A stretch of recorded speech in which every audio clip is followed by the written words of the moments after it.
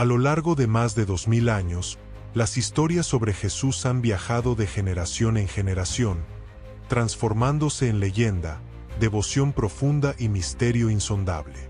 Sin embargo, entre todos los relatos que han sobrevivido al paso implacable del tiempo, hay uno que intriga incluso a quienes no comparten la fe cristiana: la posibilidad real de que existan objetos tangibles que pertenecieron a Jesús y que aún permanecen físicamente en nuestro mundo. Este video busca explorar esa frontera fascinante donde la historia se encuentra con la fe, donde la arqueología moderna toca lo sagrado y donde lo imposible parece abrir una puerta misteriosa a lo eterno. No estamos hablando de mitos distantes ni leyendas abstractas. Estamos hablando de objetos que puedes visitar, tocar a través del cristal, contemplar con tus propios ojos.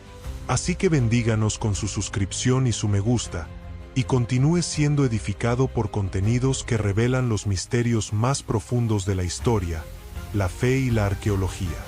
En este recorrido exhaustivo nos acercaremos a reliquias que durante siglos han sido protegidas celosamente, cuestionadas rigurosamente y analizadas científicamente.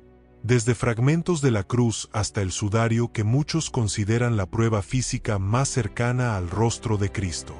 Desde la lanza que habría atravesado su costado en el momento final, hasta objetos menos conocidos pero igual de fascinantes, como túnicas sin costuras, clavos oxidados o piezas atribuidas al mismo momento de la crucifixión. Cada reliquia posee su propio misterio único, sus propios testigos a través de los siglos, su propia historia documentada. Y aunque la ciencia no siempre está de acuerdo con las afirmaciones de fe, la pregunta permanece flotando en el aire: ¿qué pasaría si alguna de estas piezas realmente tocó las manos del Señor? Hoy viajaremos al corazón de ese enigma milenario. Número 10. El Santo Sudario de Oviedo. Entre los objetos más enigmáticos atribuidos a Jesús, pocos poseen una historia tan profunda, compleja e intensamente debatida como el llamado Santo Sudario de Oviedo.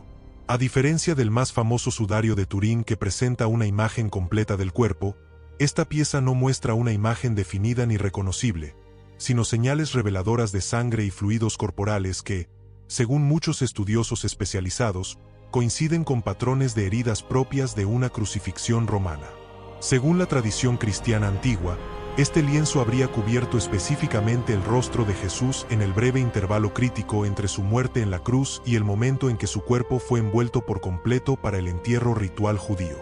Lo fascinante es que los registros históricos más antiguos de esta reliquia se remontan al siglo VII en Jerusalén, mucho antes de la existencia documentada del sudario de Turín, lo que ha llevado a algunos historiadores serios a considerar que podría tratarse de una pieza aún más cercana al evento original.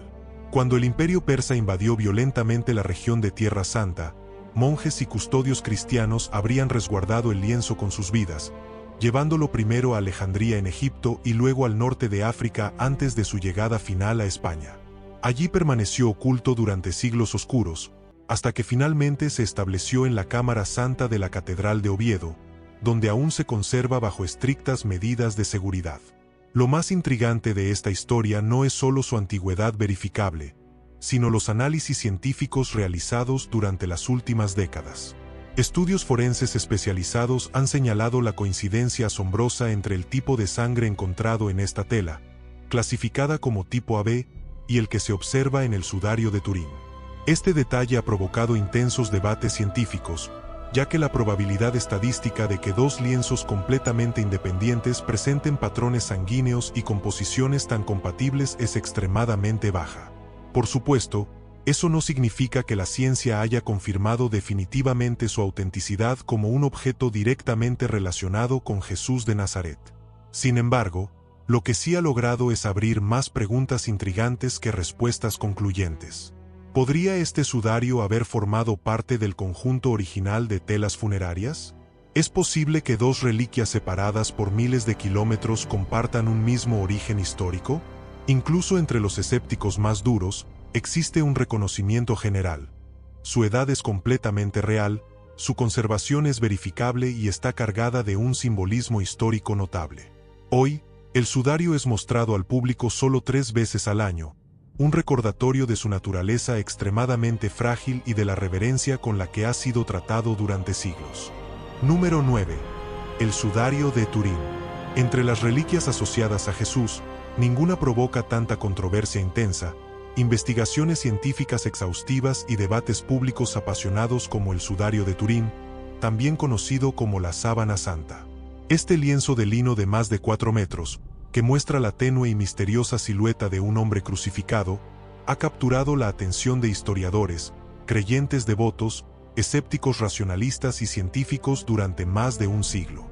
Su historia documentada se remonta al siglo XIV en Francia, pero muchos investigadores sostienen con evidencia que su verdadero origen podría ser mucho más antiguo, quizá tan antiguo como el siglo I, lo que alimenta la posibilidad nunca confirmada definitivamente, pero tampoco descartada por completo, de que haya envuelto el cuerpo de Jesús tras la crucifixión. El sudario presenta detalles anatómicos y forenses que han desconcertado incluso a expertos en medicina legal moderna. Heridas en la cabeza perfectamente compatibles con una corona de espinas, marcas en las muñecas y pies que coinciden exactamente con clavos usados en crucifixiones romanas y rastros de golpes en la espalda que recuerdan vívidamente a los castigos previos a la ejecución. Estudios tridimensionales avanzados, análisis fotográficos de alta resolución y pruebas de fluorescencia ultravioleta han mostrado que la imagen no fue pintada ni dibujada con ninguna técnica conocida, sino que parece ser una decoloración superficial generada por un proceso aún no completamente comprendido por la ciencia moderna. Uno de los momentos más polémicos de su investigación ocurrió en 1988, cuando 3 laboratorios independientes realizaron pruebas de datación por carbono 14. Los resultados iniciales arrojaron fechas entre los siglos XIII y XIV, lo que indicaría que su origen sería medieval. Sin embargo, en los últimos 20 años, múltiples estudiosos han cuestionado esos resultados, argumentando que la muestra utilizada podría haber sido tomada de un remiendo añadido tras un incendio devastador ocurrido en 1532. Investigaciones posteriores han analizado partículas de polen halladas en la tela, identificando especies originarias de Jerusalén, Turquía y otras regiones del Mediterráneo oriental, lo que coincide sorprendentemente con la ruta histórica atribuida a la reliquia. Aunque la Iglesia Católica no ha declarado oficialmente que la sábana haya tocado el cuerpo de Jesús, sí la considera un símbolo poderoso de su pasión y de su muerte. Lo más inquietante es la expresión del rostro impreso en el lienzo. Serena, profunda, casi humana en su sufrimiento visible. Cada arruga, cada sombra, cada trazo parece narrar una historia silenciosa que ha resistido guerras, incendios y siglos de incredulidad. Tal vez ahí radica su verdadera fuerza, no en lo que afirma, sino en lo que nos invita a buscar. Número 8. La túnica de Argenteuil. Entre los objetos atribuidos a Jesús que aún existen físicamente, uno de los más singulares es la llamada túnica de Argenteuil, una pieza de lino que, según la tradición, sería la vestidura que Jesús llevaba durante su pasión. A diferencia de otras reliquias, esta túnica no muestra imágenes ni formas definidas, pero sí conserva una fuerte carga simbólica y una documentación histórica sorprendentemente coherente. La tradición señala que habría sido recuperada por soldados romanos después de la crucifixión, y posteriormente, resguardada por comunidades cristianas durante los primeros siglos hasta llegar a manos de Carlomagno en el siglo VIII. Él mismo habría entregado la túnica a su hija Teodrada, abadesa del convento de Argenteuil, donde permaneció custodiada. El tejido presenta un diseño peculiar y significativo. Está confeccionado de una sola pieza, sin costuras visibles, un detalle que coincide perfectamente con la descripción del Evangelio de Juan, donde se menciona que los soldados no la rompieron porque estaba tejida de un solo hilo. Análisis de laboratorios realizados en las últimas décadas han mostrado que la tela es de origen oriental y que su estilo de confección coincide con prendas utilizadas en Palestina en el siglo I. Durante la Revolución Francesa, el convento donde se encontraba fue saqueado violentamente y la túnica sufrió daños importantes. Se conservan registros escritos que narran cómo fue cortada en varios fragmentos e incluso quemada parcialmente, pero sobrevivió lo suficiente como para ser restaurada. Hoy la pieza se mantiene en la Basílica de Argenteuil, protegida tras cristal antibalas, y solo se muestra al público en ocasiones extraordinarias. Número 7. Los fragmentos de la cruz. Entre las reliquias más estudiadas y al mismo tiempo más controvertidas relacionadas con Jesús se encuentran los llamados fragmentos de la cruz donde fue crucificado. A lo largo de los siglos, diferentes iglesias y monasterios han asegurado custodiar pequeñas piezas de madera provenientes del madero original. Esta proliferación ha generado críticas y escepticismo. Sin embargo, investigaciones modernas han revelado datos que matizan ese argumento. Estudios realizados por el célebre historiador Charles Roault de Fleury en el siglo XIX compararon el volumen total de todas las reliquias conocidas y concluyeron que incluso sumadas no alcanzarían ni una tercera parte del tamaño estimado de una cruz romana. Esto desmontó la creencia popular de que había madera suficiente como para construir un barco. Aunque ninguna pieza puede ser verificada con absoluta certeza, los fragmentos más antiguos poseen características interesantes. Muchos están hechos de madera no resinosa, generalmente identificada como Pinus alepensis o pino de Alepo, un tipo utilizado por los romanos en ejecuciones públicas debido a su disponibilidad y dureza. Asimismo, estudios microscópicos han demostrado que varias de estas piezas presentan señales de envejecimiento coherentes con maderas de casi 2000 años. La tradición sitúa el hallazgo de la cruz en el siglo IV, cuando Santa Elena, madre del emperador Constantino, viajó a Jerusalén en una expedición religiosa sin precedentes. Las crónicas de aquella época relatan que tras excavar cerca del antiguo Gólgota se encontraron 3 cruces, la de Jesús y las de los 2 ladrones. Para identificar cuál era cuál, se habría realizado una prueba de carácter milagroso. Uno de los fragmentos más famosos está resguardado en la Basílica de la Santa Cruz en Jerusalén, en Roma. Otro se encuentra en el monasterio de Santo Toribio de Liébana, en España, considerado uno de los trozos más grandes conocidos y cuya antigüedad ha sido corroborada mediante análisis dendrocronológicos. Número 6. La corona de espinas. Entre las reliquias asociadas a Jesús, una de las más impresionantes por su conservación física y su aura de tragedia es la llamada corona de espinas. Según los evangelios, fue colocada por los soldados romanos sobre la cabeza de Jesús como burla cruel, símbolo de un reinado que ellos consideraban falso. El testimonio más antiguo que menciona su existencia aparece en el siglo IV, cuando escritores cristianos afirman que la corona estaba en Jerusalén y que los fieles acudían a venerarla. Sin embargo, su recorrido posterior es aún más intrigante. En el siglo VII, ante la expansión musulmana, se trasladó a Constantinopla, donde los emperadores bizantinos la protegieron como un símbolo de legitimidad divina. Más tarde, durante el siglo XIII, el emperador Balduino II, necesitado de recursos económicos, la vendió al rey Luis IX de Francia. El monarca, convencido de su autenticidad, construyó la célebre Sainte-Chapelle exclusivamente para custodiarla. Este edificio, con sus vitrales altísimos y su atmósfera dorada, se convirtió en un santuario diseñado para un solo objeto. Hasta el día de hoy, la reliquia se conserva en París, bajo el resguardo de la Catedral de Notre Dame. Durante el devastador incendio de 2019, bomberos y custodios organizaron una operación desesperada para rescatarla, logrando ponerla a salvo. Sin embargo, existe un detalle sorprendente. La corona actual ya no posee las espinas originales. La estructura circular que se conserva está hecha de juncos trenzados, sin rastros directos de espinas, debido a que muchas de ellas fueron separadas como reliquias independientes a lo largo de la Edad Media. Algunas espinas atribuidas a la corona se encuentran en Roma, Praga y otras ciudades europeas. Número 5. La lanza del destino. Entre los objetos vinculados a Jesús que han sobrevivido al paso del tiempo, pocos poseen tantos relatos cruzados, leyendas imperiales y análisis científicos como la llamada lanza del destino, también conocida como la lanza de Longinos. Según la tradición cristiana, fue el arma con la que un soldado romano perforó el costado de Jesús mientras aún estaba en la cruz, confirmando su muerte.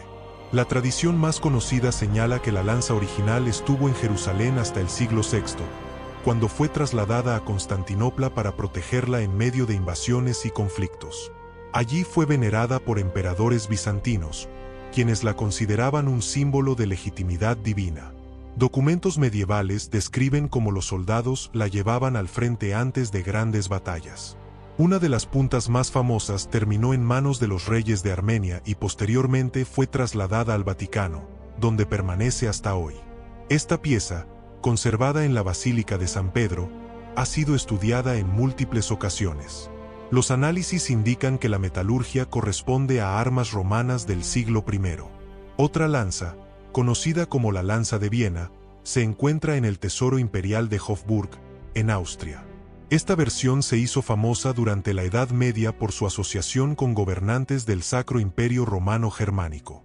Estudios recientes han determinado que esta pieza posee secciones añadidas con el paso de los siglos. También existe la lanza conservada en Echmiadzin, Armenia, que cuenta con una tradición ininterrumpida desde el siglo XIII. A pesar de las diferencias entre cada una, todas comparten algo en común: su inmenso poder simbólico. Representan el momento exacto en que la vida de Jesús fue declarada extinguida. Número 4. Los clavos de la crucifixión. Entre los objetos que la tradición vincula a Jesús, pocos resultan tan impresionantes por su materialidad y por su peso histórico como los clavos de la crucifixión. Su sola mención evoca una mezcla de dolor, simbolismo y misterio. A lo largo de los siglos, distintas iglesias han asegurado poseer uno o varios clavos utilizados en el suplicio de Jesús. Gran parte de la tradición proviene nuevamente del siglo IV durante la expedición de Santa Elena a Tierra Santa.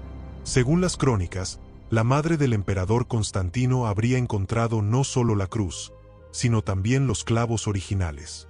Algunos relatos aseguran que uno de ellos fue incrustado en la corona imperial romana para simbolizar la protección divina sobre el imperio. Hoy, varias iglesias custodian clavos atribuidos a Jesús, y los más conocidos se encuentran en la Basílica de la Santa Cruz en Jerusalén, en Roma. Allí se conservan dos piezas, un clavo completo y otro fragmentado, ambos con señales de restauraciones muy antiguas. Estudios metalúrgicos han determinado que estos objetos fueron fabricados con hierro forjado, utilizando técnicas compatibles con el armamento y herramientas romanas del siglo I. Otra reliquia destacada se encuentra en la Catedral de Milán, donde se custodia un clavo suspendido a gran altura en el presbiterio. Cada año, durante una ceremonia cuidadosamente preservada, el clavo es descendido mediante una antigua polea diseñada durante el Renacimiento. Los clavos romanos utilizados para crucifixiones eran relativamente estandarizados, largos, robustos, construidos para atravesar madera y carne. Muchos de los clavos atribuidos a Jesús comparten estas características. Representan la intersección entre lo humano y lo divino, entre el sufrimiento físico y la trascendencia espiritual. Número 3. La piedra de unción. Entre las reliquias asociadas a Jesús que han sobrevivido a la erosión del tiempo, una de las más antiguas, discretas y sorprendentes es la llamada piedra de la unción, también conocida como la piedra del embalsamamiento. Según la tradición cristiana, este sería el lugar donde el cuerpo de Jesús fue preparado después de ser bajado de la cruz, envuelto en aromas y aceites antes de ser colocado en el sepulcro. Lo fascinante de esta piedra no es solo su antigüedad, sino también su carga espiritual. A diferencia de otras reliquias más materiales, como maderos, telas o metales, la piedra de la unción es un objeto inmóvil incorporado al propio santuario donde se cree que ocurrieron los eventos finales de la vida de Jesús. Quienes la visitan suelen tocarla, besarla o pasar sobre su superficie aceite perfumado que luego guardan como símbolo de bendición. Ese contacto directo, continuo, ininterrumpido desde hace siglos, ha convertido a la piedra en un puente entre la historia y el presente. La piedra que vemos hoy no es la piedra original del siglo I, sino una losa colocada durante las reconstrucciones cruzadas en el siglo XI. Aún así, los evangelios señalan el acto del embalsamamiento con tanta precisión que los primeros cristianos identificaron este punto de la basílica como uno de los más sagrados. La tradición asegura que el cuerpo de Jesús fue preparado por José de Arimatea y Nicodemo, quienes llevaron mirra y áloe, ingredientes típicos de los rituales funerarios judíos. Este detalle es coherente con los análisis modernos. La piedra exhala un leve aroma a aceites, producto de siglos de unciones realizadas por peregrinos. Durante periodos de guerra, saqueos y disputas religiosas, la piedra de la unción fue protegida por diferentes comunidades cristianas, griegos ortodoxos, católicos latinos, armenios y coptos. Su superficie rosada, gastada por manos de épocas distintas, parece guardar silenciosamente la memoria de quienes la han tocado con lágrimas, esperanza o devoción. Número 2. Santa Faz de Manopello. Entre todas las reliquias atribuidas a Jesús, pocas generan tanta fascinación como la llamada Santa Faz o velo de Manopello, un tejido que, según la tradición, conservaría el rostro del Nazareno en el instante mismo de su resurrección. A diferencia del sudario de Turín, esta imagen no parece oscurecida ni quemada, sino sorprendentemente nítida, como si se tratara de un retrato hecho con luz pura. Su origen es profundamente incierto y misterioso. El velo reaparece en registros verificados recién en el siglo XVI, cuando una familia noble lo entrega a los capuchinos en el pequeño pueblo de Manopello, Italia. Desde entonces, investigadores, fotógrafos especializados y especialistas en iconografía cristiana han analizado la imagen con una mezcla de escepticismo científico y asombro genuino. Lo más desconcertante es que la Santa Faz parece cambiar dependiendo del ángulo desde el que se observe, la luz ambiental o la distancia. Algunos aseguran ver un rostro sereno y pacífico, otros perciben uno que parece abrir los ojos como si estuviera vivo, mirando directamente al observador. El material es visomarino, una fibra extremadamente rara extraída de moluscos mediterráneos y casi imposible de teñir con métodos tradicionales conocidos. Sin embargo, el rostro está impreso en ambos lados del tejido de manera absolutamente idéntica, algo que desafía completamente las técnicas conocidas de pintura o impresión antigua. Algunos investigadores han superpuesto digitalmente la imagen de Manopello con el rostro del sudario de Turín, encontrando coincidencias anatómicas sorprendentes en proporciones, distancias entre rasgos faciales y dimensiones generales. Esto ha llevado a algunos a especular que ambas imágenes podrían corresponder al mismo rostro capturado en momentos diferentes.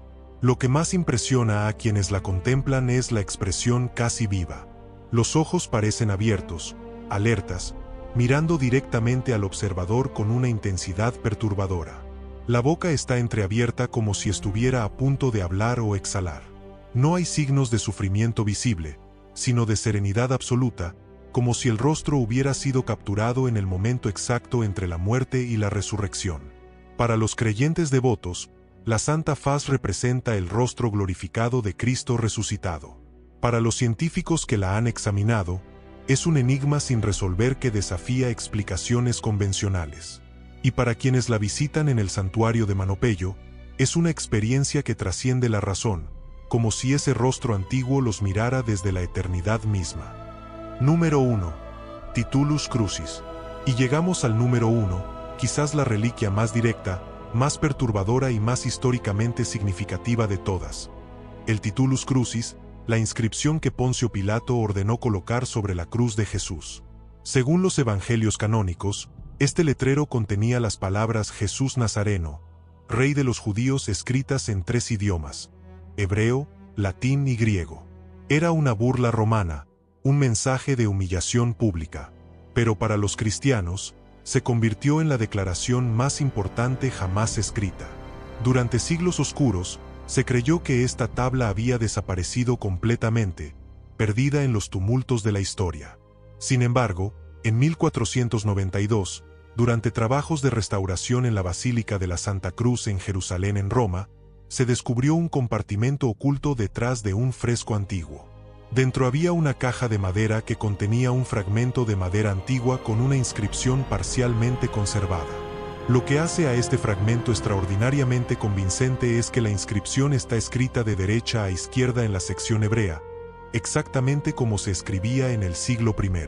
Además, contiene errores gramaticales específicos en el texto griego, algo que ningún falsificador medieval habría cometido intencionalmente, ya que esto disminuiría el valor percibido de la reliquia. Los análisis de datación por carbono realizados por laboratorios independientes han determinado que la madera data aproximadamente del siglo I, coincidiendo con el periodo de la crucifixión de Jesús.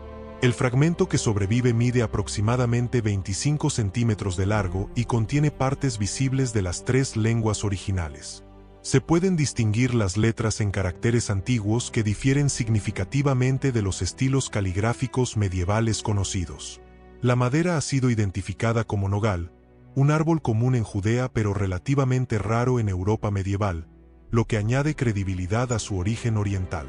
Lo más impactante es que este pequeño pedazo de madera representa el único texto escrito que sabemos con certeza razonable que estuvo directamente relacionado con Jesús. No es una tradición oral transcrita siglos después por copistas. No es un testimonio de segunda mano registrado por historiadores posteriores. Es la acusación oficial, la sentencia escrita, el título de su ejecución. Contemplar el titulus crucis es ver las palabras exactas que miles de personas leyeron mientras Jesús moría lentamente en la cruz. Es tocar el momento histórico donde lo divino y lo humano se encontraron de la manera más brutal y más gloriosa posible.